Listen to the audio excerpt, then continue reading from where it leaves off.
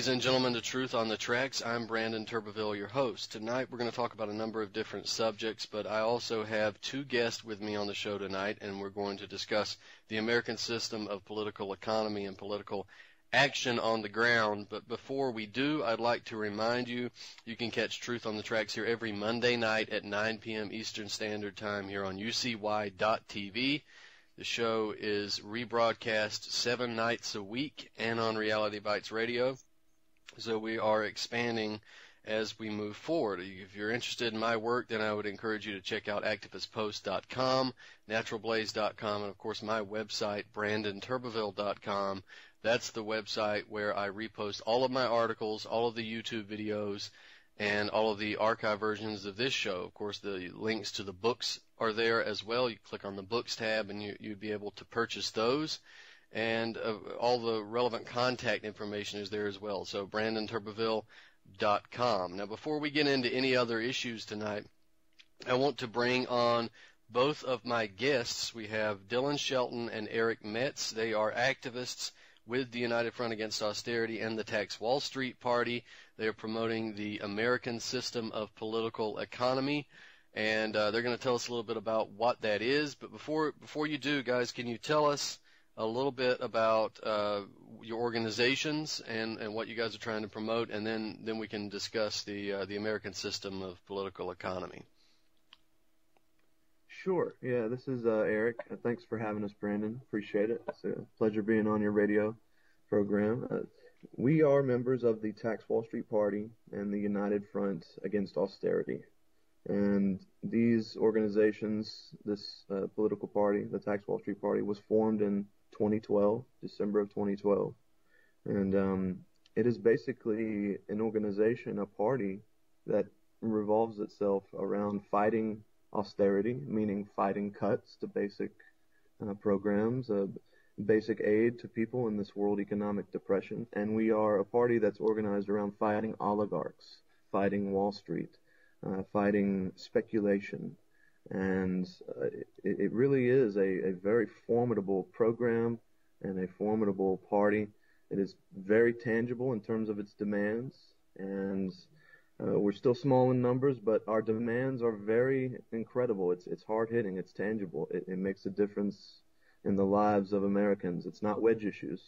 We are for going into the belly of the beast and extracting their political power, extracting money, and using their mechanisms of control to perpetuate their own oligarchy and their own wealth, to use it for better measures, production, and tangible rising standards of living for the country. And so it's a party that revolves itself around these things, getting out of the world economic depression and using the official institutions to get there. And I should point out that your websites are taxwallstreetparty.org and againstausterity.org as well. And you guys are part of the Wilmington, North Carolina chapter. For any of the listeners in the North Carolina, South Carolina area, before we go any further, though, could you just explain what is the American system? A lot of people might not know what that is. Sure. The American system of political economy it's a system that revolves around national banking and using that national bank to create credit, a credit system for real things, tangible things, using it to create infrastructure, public works, using it to promote agriculture and construction, mining, energy production, scientific research, and basically things that increase the capital stock of the United States and increase rates of mobility and basically increase and promote a rising standard of living. And it also does not focus on speculation. It does not promote wild free trade and complete laissez-faire free market speculation. It takes measures to diminish free trade in a way that where we have tariffs and minimize the burden of speculative hot money on our country. And basically, That's it in a nutshell. And we've seen it from Abraham Lincoln, Hamilton, Alexander Hamilton, Kennedy, and FDR. FDR is probably the most successful one in that matter, using that Federal Reserve to create the credit necessary to promote production and basically get the economy going again in terms of the division of labor, not finance. So that's pretty much it in a nutshell. Well, you guys also have a pretty detailed economic platform. Perhaps one of you would like to go through that? Sure. We'll start with Wall Street. The reason we're in an economic depression, we're in a depression by any historical yardstick. It's because of finance capital, the rise of finance capital. And what we suggest in taming Wall Street properly is a sales tax. Anyone who goes out and buys anything, food, clothes, anything in the marketplace, we pay a sales tax, ranging from 6 to 12%, depending on what state you're in. So we've got to say to Wall Street, the people who have caused the crisis, okay, you're going to pay a sales tax on all of your derivatives, your stocks, your bond trading, all of this stuff. There's about $6 quadrillion of sales turnover that happens on the exchanges of derivatives, stocks, bonds, and none of it is taxed. But yet necessities and other things that people need to live are taxed. So this has got to be changed. We suggest putting a 1% Wall Street sales tax on the books, on all derivatives, stocks, bonds, and that would cool down the trading. It would raise a formidable amount of revenue to go to fund programs that we need. And there's a lot of talk about sacrifice in today's political atmosphere and political dialogue. And it seems that everybody agrees that cuts need to be made to Medicare, Medicaid, Social Security, disability, things of this nature.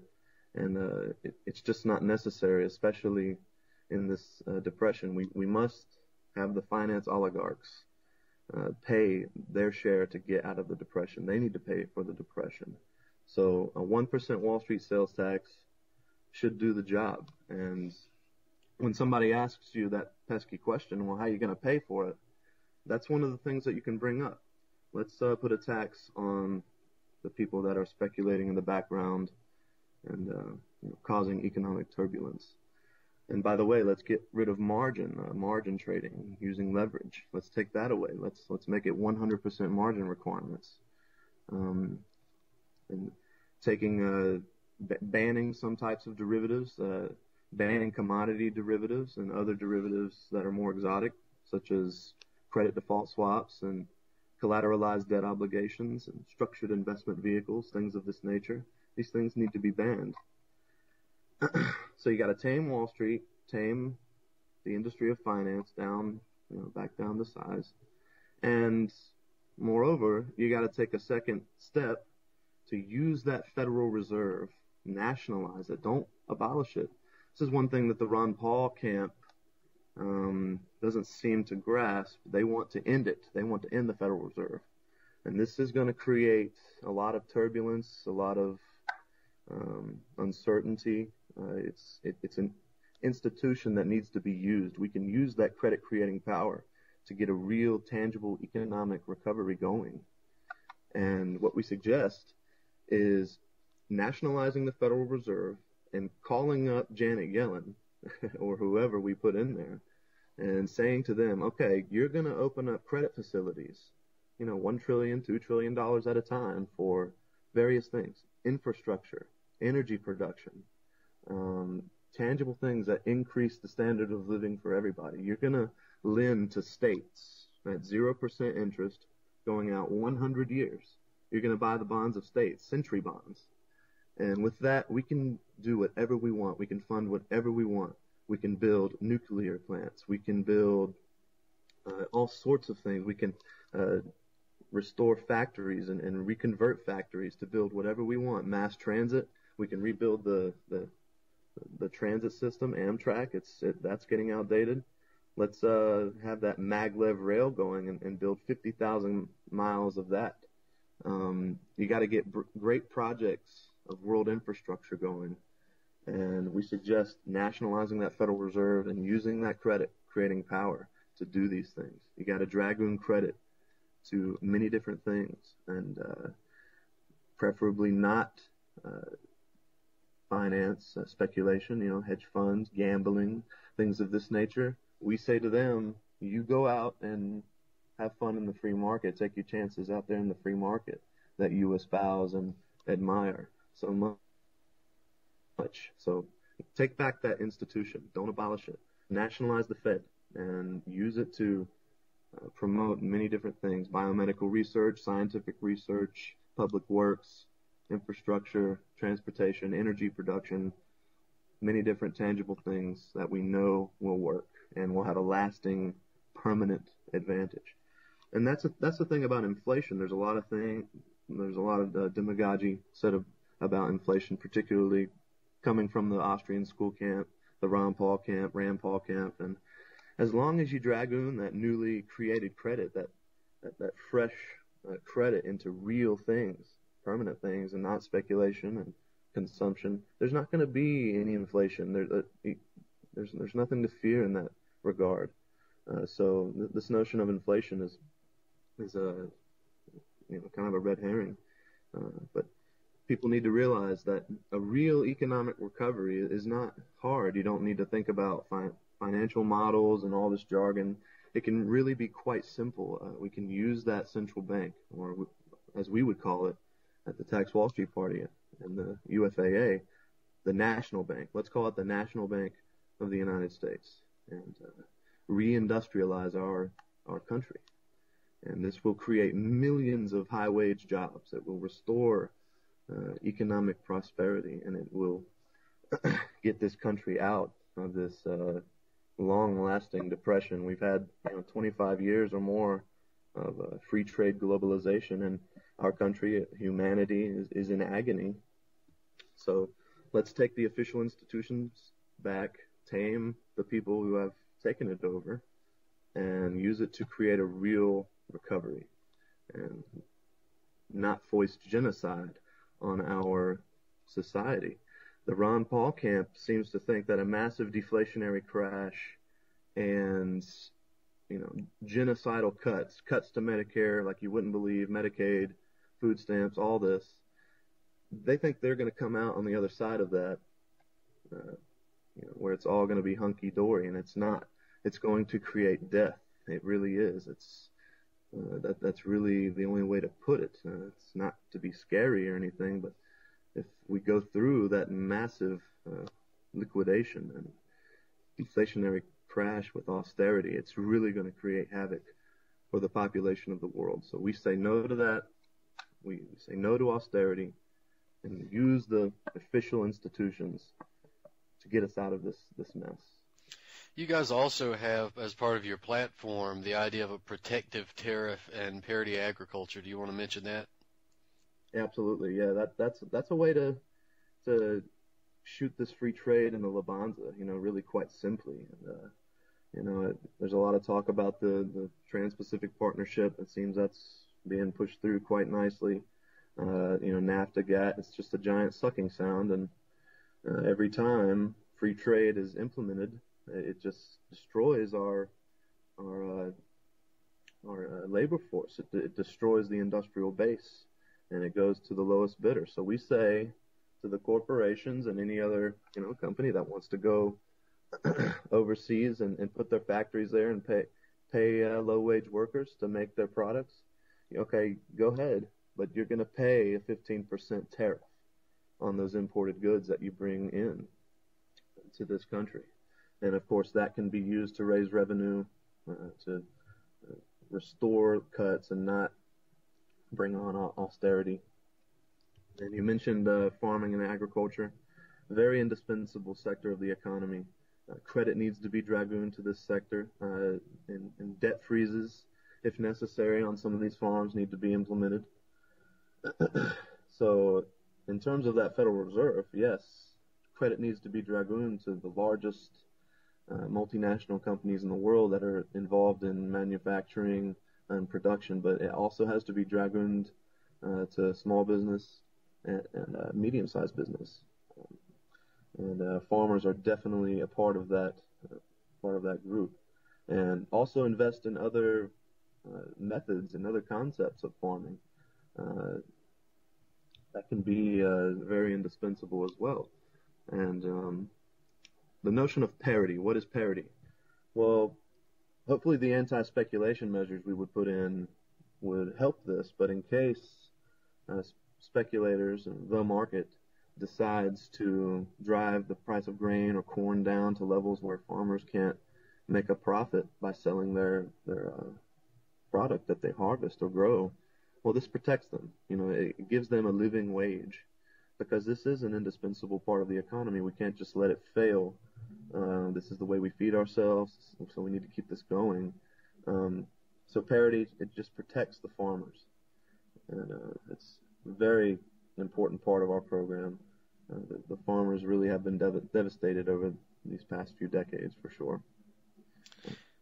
Yeah, and you mentioned that with the 15% protective tariff, that it would bring in a lot of additional revenue. But one of the other things that it does is it discourages, as you mentioned, sending jobs overseas to produce goods cheaper with cheaper labor, right? If you have to pay that high protective tariff coming back, then you might as well produce it here. It'll be cheaper to produce it here. Absolutely, yep. It would encourage people to come back, bring the jobs here, back here, and encourage people that are still here to stay here. And it really is the most simplest way to dismantle this free trade, globalized economy, for sure. Well, all right, your website is taxwallstreetparty.org and againstausterity.org. I want to get Dylan in on this as well, because I want the listeners to kind of know the difference in these economic systems. And there are, there's the American system, but there are other economic systems or schools out there. And can you explain the difference between the American system and, say, the Austrian school or the Keynesian school or these other schools? Basically, what are the other quote-unquote options for economic political economy? Sure, Brandon. And again, thanks for having us on. It's a real pleasure. And one minor correction, we actually have a new website up now. It's just twsp.us. That's a more modern, updated website that people can find. And also, everything Eric is saying is expanded on in about roughly an hour-long video and a lecture that we gave down in South Carolina, down in your neck of the woods. And people can find that on the Tax Wall Street Party Twitter and the UFAA Twitter. Those are respectively at Tax Wall Street Party and at Fight Austerity. So I encourage people to go and check those out and really get a sense of what it is Eric's talking about in the entire program in itself and how it differs from what you've just said. What's the difference between this and Keynesianism and Marxism in the Austrian school, which Eric mentioned a few times. And I think that's what I really want to focus on is what is this school and who are its supporters? The best way to kind of get at this is that this is Ron Paul's ideology. And the group that backs this ideology is something I think your listeners will be really interested to check out. It's called the Mont Pelerin Society. This is something that emerged after World War II. It came out of this Austrian society centered in Vienna. People like Karl Popper, Friedrich von Hayek, perhaps most importantly, Ludwig von Mises, the guy who now has an institute down in the heart of the Confederacy in Alabama that is vehemently supportive of Ron Paul. And an interesting point, von Mises was brought to America by people like David Rockefeller. Just to show you whose side these people are on, they were the tutors of not only David Rockefeller, but the Austrian Habsburgs and the royalty in that part of the country. So it effectively is a foreign ideology. It's not American at all. As Eric said, this system of American political economy comes from people like Alexander Hamilton, Abraham Lincoln, and so on and so forth. This other ideology comes from the aristocrats of a foreign nation, of an empire, essentially. People like Thomas DiLorenzo, who is, I hesitate to even call him an economist. I hesitate even more to call him a historian because he's essentially trying to rewrite people like Alexander Hamilton and Abraham Lincoln, people like Murray Rothbard, another racist, essentially. The Koch family was a part of this Mont Pelerin society. All of these people support Ron Paul and his policies. And Ron Paul's policies are policies of genocide, essentially. If you look at his program and his entire his action plan, is always to critique the government and play on the fear of the people of large, big government type of programs. And all the while, he's going to use the government for his own ends and means. The perspective of the Austrian school and of Ron Paul is of this individual speculator, of the person who has money and wants to continue holding on to that money. And as me and Eric and I were talking about rather recently, it's this animalistic worldview of the Hobbesian all versus all, where everybody is fighting with one another over, these resources that are supposedly scarce, which is a fallacy in my opinion, and this free market individualism where all value is basically subjective, and it's whatever you can get for profit. And if you follow this to its inevitable conclusion, it's basically going to include human sacrifice, because if your profit motive doesn't say to, for instance, if your car has a possibility of failing on the middle of the highway, well, how long is it going to take? How many car crashes will it take for you to finally realize you can get more money by fixing your car rather than racing to the bottom and spending as little as possible to get as much profit as you can? And that's what people like Ron Paul inevitably lead to, is how can I get more wealth from people by playing on their insecurities and fears and relying on a lack of any type of oversight under the guise of being an individual and having my personal liberties and rights. And one of the ways you can really see this in Ron Paul, especially most recently in Ron Paul, is his new infomercials. Essentially, if you've been watching TV, you might see Ron Paul give a rather horrifying new prognostic of the next global calamity that just seems to come around every once in a while for Ron Paul. Whenever maybe his money is getting a little bit scarce, he decides to come out with a new infomercial about the next government collapse. This one in particular is done for a investment group run by this guy called Porter Stansberry, I believe.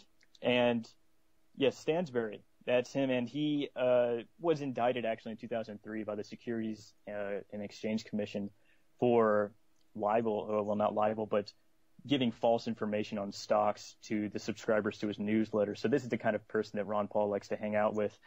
And the entire object of this new infomercial is to scare the retired, to scare the elderly into believing that their pensions and their savings are going to be wiped out by the next economic collapse, which is always and going to come from the federal government's mismanagement. That's the entire line that Ron Paul spouts. And this is pretty cynical in my opinion. This is disgusting in a lot of ways, because just because he's out of office now, Ron Paul can't, shout his demagoguery in the congressional floor. Now he's taken it to the airwaves. And this is kind of a long history of Ron Paul's calling for world calamity and profiting off of it, basically. If you look at Ron Paul's investment portfolio, it's all in gold and silver and hard metals. And this is what he sells on television. So, I mean, if I invested in oranges in an orange grove or something, and then I came out on television and said, you guys need to buy more orange juice, I think that's a conflict of interest, don't you? I mean, it's irrational in a lot of ways, and it's playing on, as I said, insecurities of people. Ron Paul basically cuts down the trees and forges a path for his son, Rand Paul, such as in 2012, he was playing sort of a right-wing guard for Romney, for presidential candidate Romney. If you watched the presidential debates back then, he would attack Santorum. He would attack people like Newt Gingrich, never attacking Romney. At least scarcely attacking Romney, always pulling out the stops to help Romney's campaign. And the speculation on this is that he's doing this in order for his sort of nepotistic tendencies to get people of his own family relations in office, the most possible of which would be Rand Paul. And Rand himself, I don't know what to say. If you're supporting Rand Paul and you think he's someone who's going to stop the National Security Agency, I don't know what to tell you, because he's a notorious flip-flopper. And the polls, unfortunately, show he's rising in popularity, too. I think the most recent one from the Washington Post showed he had something like 11% popularity alongside, another outright fascist like Governor Scott Walker. These are people endorsed by the Koch brothers. again, these people from the Mont Pelerin Society, the people of the Austrian school.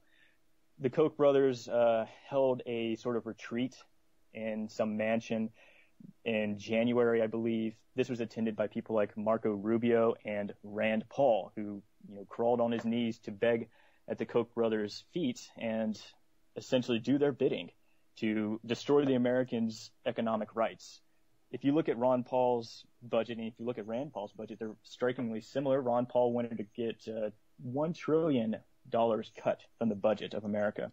That was going to come in programs like the SNAP programs, Women, Infants, Children program, any type of Medicare and Medicaid program. Rand Paul wants to do something similar by making these block grants, which essentially means we're going to give the states certain amounts of money to fund these programs. Again, that comes back to this individualistic mentality, fear of federal government, states' rights above all else, sort of this, I hesitate to call it a Confederate. Well, it is a Confederate ideology, but it's also this sort of Austrian ideology of keeping your provinces in order, having these feudal kind of aristocrats owning the people of their land. This is the modern fascist governor, like Scott Walker, like Chris Christie. Chris Christie is someone who takes block grant money and then gives it to his friends on Wall Street, gives it to his political supporters, essentially. And that's what Rand Paul wants to do in order to cut the American people down again, is to remove all their rights by giving money under the guise of being this great advocate of civil liberties and personal liberties, I should say, because he's definitely not for civil liberties. If you look at his history of flip-flopping, you'll see that he was against the Civil Rights Act of the 1960s, and then he flipped to being for the Civil Rights of the 1960s. He did the same thing with immigration and drones. Something you've written about, Brandon, is on McCain and ISIS, the friendly meeting of John McCain, the caliph of ISIS, the cannibal of the supposedly moderate Syrian opposition. And Rand Paul came out on television and said John McCain is consorting with our enemies, but once the Republican old boys basically pulled at his leash, he came to heel like a good dog. And again, if you're supporting Rand Paul just because of his speeches against the National Security Agency, well, Rand Paul has proposed an amendment to add about $76 billion to the Pentagon. So I don't understand how people can think this guy is an isolationist, how he's anti-war, when he's basically not only going to fund overt death for the American people through war, but this kind of covert method of killing off the American people by denying them economic rights, by denying them the freedom from want, as Franklin Roosevelt put it. And I think this is the most overt face of what the Austrian school is in America. It is cloaked in the American flag, cloaked in constitutionality, and supporting, this Jeffersonian idea of what America should be, as opposed to the Hamiltonian idea that originally starts America's industry and continually did so through the administrations of people like John Quincy Adams, through Abraham Lincoln and FDR and other presidents in between. And by basically covering themselves in this veneer, they are supporting a foreign ideology. You could probably try these people under some type of treasonous legal code because they're agents of foreign influence. If you're for free markets and you're for this type of program where you basically lower the protections of your country's borders economically, then you're supporting an ideology that was invented by the British Empire through people like Adam Smith. And free markets was just their code word for international drug smuggling and for international dumping of cheap products onto a nation and their people. So it's a form of economic warfare. And I think that people that support Rand Paul really need to take a good look at his actual programs and his background, the people that support his background, this Mont Pelerin Society, and kind of reevaluate and come over to our side, essentially, is what we're getting at here, that this is a program that has been shown to work. Go check out Eric's video, and you'll really get a good glimpse of what it means to have a true working economy, because I think people, especially in my generation, I'm born in the early 90s, people of my generation don't know what a good functioning economy looks like. We haven't had one since before the Bretton Woods Agreement was shut down by Nixon. And that 70s period when Nixon shut that down is the exact time when this Austrian school mentality begins its rise. It's when Ron Paul comes out and begins his candidacy and congressional career. And to kind of wrap it up, don't be this passive supporter of a foreign ideology. Don't be some guy who's going to sit on his couch and, shout for Ron Paul and his freedoms. Instead, get politically active. One of our sort of party's influences, our philosophic influence, comes from Dante Alighieri, the great Renaissance, or he's a person who kind of begins the ball rolling towards the Renaissance. He begins the modern nation state back in the 1300s. He said in one of his writings that the secret of getting things done is to act. So you actually have to get politically active. You have to get in touch with the Tax Wall Street Party, find out what you can do in your area, and, run for office even. Get in touch with us, and we'll help you run for office in order to get this program put into the public sphere, because it's been systematically covered up, essentially. Well, guys, thanks so much for coming on. Again, give us the details. How can people, if they're in the South Carolina or North Carolina area, if they want to get active and get in contact with you, how can they do that? What's the best way to get in contact with you? Sure. As I said, the website, twsp.us. Get in touch with us there through an email. Put in all bold, want to help, want to support, want to run for office. You can also find us on Facebook if you search Tax Wall Street Party or United Front Against Austerity. Eric, any other places you can think of? Yeah, if you just want to get in touch with me or Dylan, you can just shoot me a friend request or a message on Facebook, and that's pretty much it in terms of contact information. All right, so the websites are twsp.us and againstausterity.org. All right, thanks a lot, All right, Brandon, thanks for coming on, guys. We appreciate it. Thanks, Brandon. All right, so that was Eric Metts and Dylan Shelton of the Tax Wall Street Party. Now, on keeping with this discussion of the economic issues facing the world, they were discussing the economic issues facing the United States. We're going to turn our sights to Greece, because that is where the danger lies right now in terms of the world economic system, and also there's an opportunity to be found there as well. We'll try to get into that also. Now, the time of the show is July the 6th, but the show's been pre-recorded on July the 5th. So we already know that Greece has defaulted on its loans to the IMF. The IMF may be publicly trying to ignore or trying to deny the major shift that's taken place here. The IMF is not necessarily going out and screaming at the top of its lungs that Greece has defaulted, because this could send a message to the other European countries that are in debt to the IMF and to other countries across the world. But what is true, though, is that Greece has indeed defaulted. So we know that for a fact, whether the IMF wants to publicize it or not. Greece has defaulted. Now, it didn't cause the massive economic crash that some people were predicting when it officially defaulted, but what it did cause major losses. But this question of the referendum now, which is actually taking place right now as I'm recording the show on July 5th, which is the question of the yes or no vote on the austerity measures. Now, this vote is not a vote about whether or not to stay in the European Union. This is not what this vote is about. This vote has massive repercussions to Greece staying into the Union or not staying in the Union, but this is not a vote about the Union itself. It's a vote about the austerity measures. The austerity measures provided or demanded by the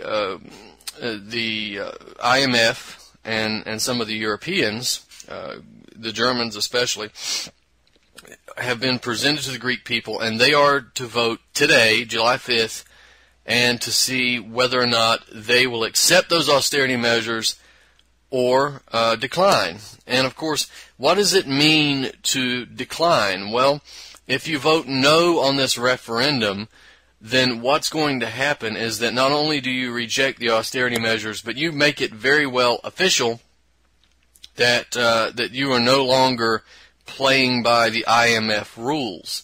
This could lead to a cutoff. Obviously, it's going to be a cutoff of credit from the IMF. It's going to lead to probably a cutoff of credit from the European Central Bank. It's probably going to lead to a number of other defaults on a number of other debts. And this is going to cause massive panic and massive economic trouble in Greece for now. There is an opportunity, of course, to rebuild Greece quickly and to defend itself economically against these austerity measures and against these banker vultures. But with the yes vote, you're simply saying that yes, we will accept the austerity measures, and we want the lowering of our living standards even further, the lowering of our wages, and increased fealty to the IMF and the European Central Bank. At which point there is no hope for economic recovery in Greece.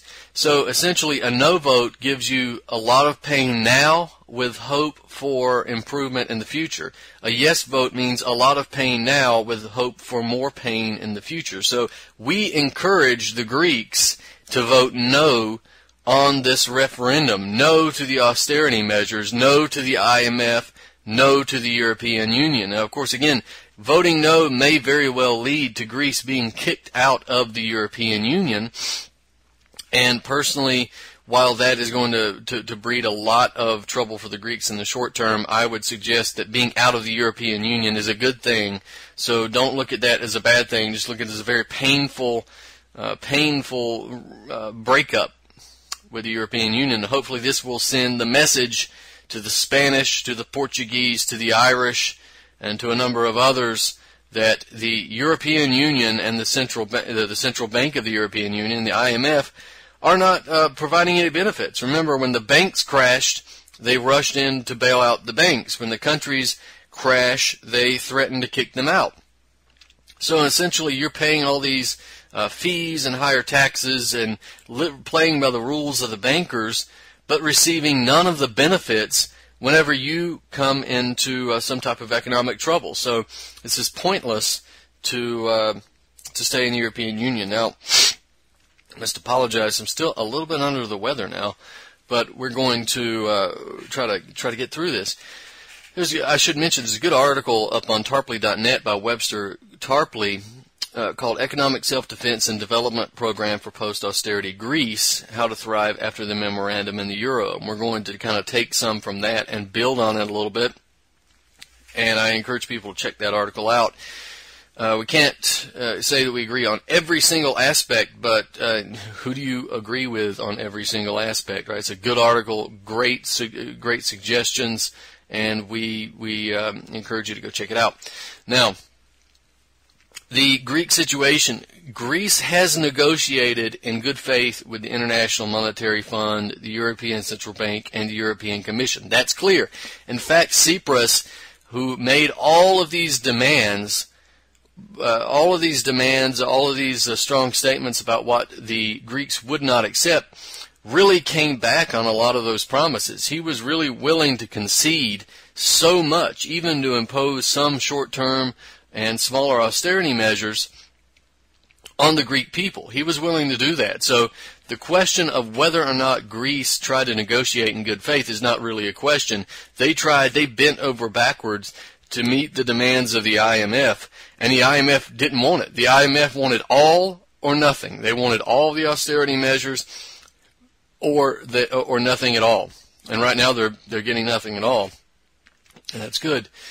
Now, these institutions, I guess we should say, they sabotage the negotiations at every turn. Whether this is the European Central Bank, European Commission, IMF, and the Eurogarchs. We have people like Merkel, Schäuble, Lagarde, Juncker, Draghi, and even in Greece has now some saboteurs as well, the Samaras opposition in Greece. Now, the idea of remaining inside the Eurozone, again, I don't want to see Greece remain inside the Eurozone. This European Union is the new Soviet, right? This is the Soviet Union of Europe. There is no democratic institutions in the European Union. There are no democratic decisions being made. It's a total joke. It's a scam. It costs Europe tons of money. It costs them how many billions or trillions of dollars all put together to finance these bureaucrats to run around and make decisions undemocratically, and then to impose foreign systems onto people who would have been sovereign and independent and have their own culture. Now they have to have these Soviet-style rules imposed upon them. So not a fan of the European Union here, and we encourage the Greeks and everybody else to get out of it. Now, but the reason why some people have argued that it's best for the Greeks to stay in the Eurozone, and part of the people who've argued this would have been the Tsipras's Syriza party, is that when you're a country like Greece, if you break out of the Eurozone and you go out on your own and you're no longer someone who's using the euro, and you're using the drachma or something like that, then essentially you open yourself up to all kinds of attacks by zombie bankers. And this is bankers that are connected to the European Central Bank and the IMF and the European Commission, of course, but also the openly private ones. The bankers will come at you and attack your currency, and you're talking about hyperinflation, deflation, whatever they decide to do to it. It's going to attack your currency and really destroy you economically if that's allowed to happen. So that's why a lot of people want to remain in the European Union. But there are things that you can do in order to shield yourself from a lot of this if you are kicked out of the Union, or if you remove yourself from the Union. And again, I want to stay here and be clear that we support the Greeks leaving the European Union, but we got to do it the right way. You guys got to do it the absolute right way. What would we need to do? What would the Greeks need to do in order to shield themselves from an attack coming by the bankers? And one of those things would be, if you are leaving the European Union, whether you leave on your own or you're kicked out, you're going to have to take emergency measures. And this is assuming that we've got people in power in the ruling party or the leadership of Greece that are of goodwill. And this is not to say that it's not an endorsement of Tsipras or condemnation of Tsipras necessarily. What this is the suggestion that if these solutions are to be in place, it's going to be needed to be imparted by individuals who are of goodwill. So let's work on the assumption that we have individuals of goodwill running Greece. What would we do? Well, you've got all of these saboteur parties, all of these individuals, these bureaucrats, these parasites in the Greek parliament who are going to try to work against you and use this as a coup to seize power. And at this point, you are in an emergency situation, so the declaration of a state of emergency would be necessary so you could take advantage of all of the powers that are available to you, given over by parliaments and leaders so many times in the past, for emergency situations. And of course, these policies were generally put in place to deal with military invasions and to deal with populations who might become unruly after austerity policies and oppression. So these policies were not put in place for good reasons, but they're there, and why not use them for good, right? So declare a state of emergency. And even some of these parasites in Parliament, if they try to sabotage your emergency actions to try to stabilize the Greek economy, you may have to dissolve the Parliament. You may have to get them out of there and just rule by decree until you get this thing fixed, because the banker agents working not only outside of Greece but inside of Greece in terms of the Parliament have to be dealt with as well, or else you're going to make a great speech and a great stand, and then they're just going to remove you through process. Now, after this is done, the thing that you would have to do would be obviously to reinstate the drachma as legal tender, because you've got to have a currency for Greece. And just forget the euro, right? The Greek government could immediately declare, again, immediately, a unilateral comprehensive foreign debt moratorium, and that should cover all principal and interest payments to international and supranational institutions like the International Monetary Fund, the European Central Bank, the European Commission. It could also apply, and it should also apply to foreign governments and foreign banks, what they call multilateral entities, hedge fund operations, financial institutions, any kind of creditors coming from outside of the country should be a part of this foreign debt moratorium. In other words, we're not going to pay, and we'll think about paying in the future. Maybe. Now, because these institutions have been largely responsible for raping Greece economically, then, as I said, the Greek government shouldn't even think about paying these people back. They've got enough. They've taken enough from the Greek people. They shouldn't even worry about paying them back until, in the future, until things are stabilized, if at all. If at all. Now, the Greek government could negotiate in good faith with some foreign creditors on a case-by-case basis. On any creditors that may have acted in goodwill, then we'll look at paying you back. This is something that could be determined on a case-by-case basis, and these creditors generally aren't of goodwill. And again, this debt moratorium should be comprehensive. Now, the Greeks should not accept any offers about paying creditors a certain percentage of export earnings or anything like that. Any type of parasitic activity to pay back creditors should be completely ignored. The Greek debt is too big. It can't be serviced. And payments on debts within Greece, though, should continue as normal. This is inside the country, not outside of the country. Now, if you're expelled from the euro, or even if you leave, you may have no alternative but to declare some type of bank holiday so you could nationalize those banks, those commercial banks in the country that are insolvent, those commercial banks that have been complicit in the economic destruction of Greece should just be nationalized because they have now become a danger to national security and the national economy and the Greek people. So those banks ought to be subjected to triage immediately, and the bankrupt institutions should just be shut down. Right? They should just be Chapter 13 or the relevant equivalent in Greece. Any healthy banks there operating should be given new credit from a new national bank of Greece. I should have mentioned that a second ago, that the Bank of Greece, the National Bank of Greece, should be nationalized.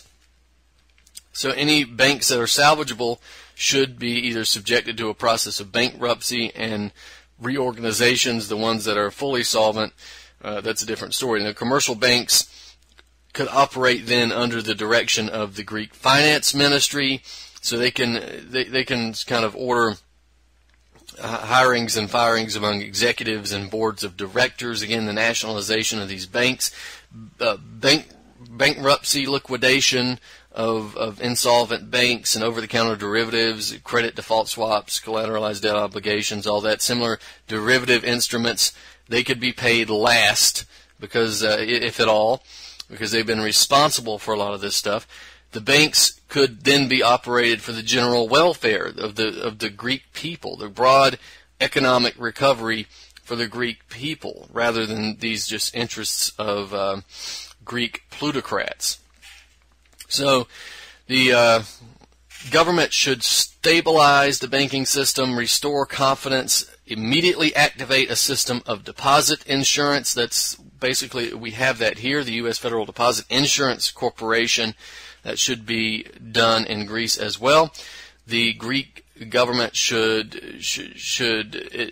issue some type of decree that it will not permit a bail-in like we did in Cyprus, or what we saw in Cyprus, that there will be no theft of depositors' bank accounts or safe deposit boxes or any of that. That cannot be allowed to happen.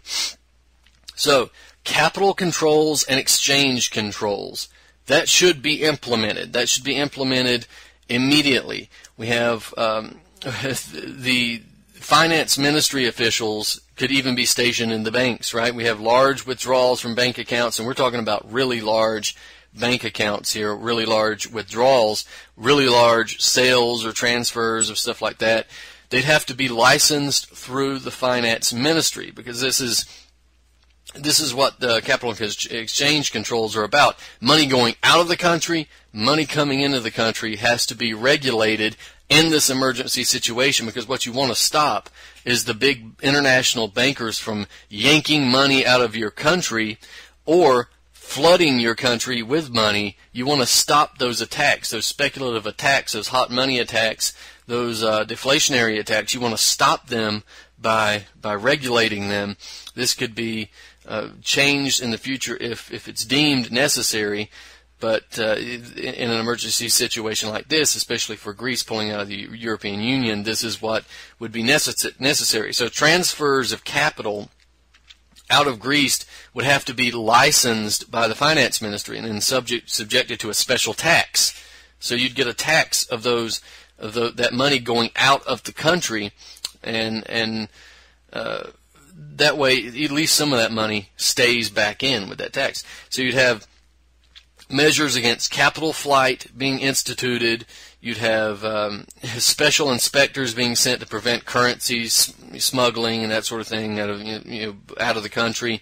You have transfers by wire and the internet and the Bitcoin areas. And all of these things could be examined, right? And I would say maybe not so much Bitcoin and all that kind of things, but any currency going out of the country would have to be looked at and inspected, and you'd have to have any currency going into the country being looked at and inspected as well. Inside the country, intra-national, you wouldn't have to worry about that because that money is staying within your country. It was there to begin with, and that's where it's staying. But money going in and out of the country can be extremely dangerous in this situation. So kind of in the era of hot money. So go back to the Bank of Greece. We've only got a couple of minutes here. We want to see the Bank of Greece nationalized. We want to see it seized, nationalized, and reconstituted. Call it something else. Call it the National Bank of Greece. This is something I've been advocating here over and over. The National Bank of the United States. Well, let's get the National Bank of Greece. Now, under any kind of normal circumstances, the operations of the National Bank of Greece, again, could be controlled by public laws that are debated and approved by in Parliament. But in this emergency situation, the post-Euro situation, the National Bank of Greece, if it's created, should operate under the immediate supervision of a special committee of the Prime Minister, right? This interministerial committee of the Prime Minister, and the Finance Minister should be involved, the Economics Minister should be involved, etc.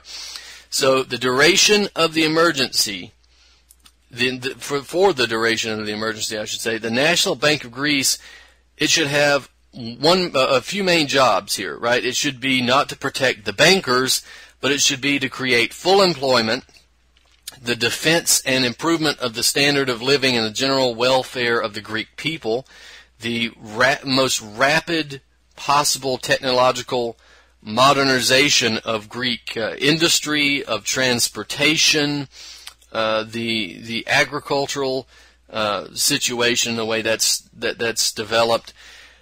The issue of price stability could be last, right? We're not necessarily as worried about price stability as these things, because that's going to help even that out. The National Bank of Greece, it should not be a central bank. It should not be a central bank. It should be a national bank. So what it could do is the same thing that we've argued for a nationalized Federal Reserve to do here, which is be a tool in issuing cheap, subsidized lines of credit and rediscounting levels of bonds at interest rates that go down as low as 0% interest per year, with maturities ranging up to 100 years, as century bonds as needed. So essentially what you can do is use that national bank to establish special windows and an initial capital of the drachma. So we have like 500 billion euros, the equivalent of 500 billion euros, whatever that would be in the drachma, to revolving, subjects, in increments that you would need for different areas, infrastructure development. That could take the different forms, right? Whether it's the industrial buildings, the rail, freight rail, modern highways. The ports, of course, should be modernized. The shipping and shipbuilding industry should be modernized. Again, the Greek agricultural industry should be modernized. We've seen, we've been through this here on the show, so we don't need to go through every single aspect, right? The Greek infrastructure should be expanded. It should be retooled. It should be refurbished. The infrastructure of the government, the government and the people itself, right? The country, the highways, the rails, and that sort of thing should be invested in. High wage jobs, union scale pay, and of course the private industry bringing that back. And of course we want to see outside of the European Union. You're outside of the European Union Soviet trade agreements. Well, then you're going to have to look at some other things, like what can you import, what can you export, what can you build yourself, and you're going to have to look at rewording some of these trade agreements that you've been engaged in. And if you can export it, or if you can build it yourself, you shouldn't be importing it. So protective tariffs should be implemented to keep those jobs in Greece. So we went through all of that just for the discussion of the Greek situation. Again, this is July 5th when we're recording this show. We'll find out by the time you're listening to this show, you'll know whether or not Greece has decided to accept the austerity measures by popular vote or to decline them, and we hope that they decline them. We've been through just several suggestions about what the Greeks could do in order to protect themselves in this emergency situation if they are removed from the euro, if they decide to leave the European Union itself. And this presents an amazing opportunity. So I hope the Greek people, my Greek listeners here, are paying attention to these suggestions, and you get out and agitate for this.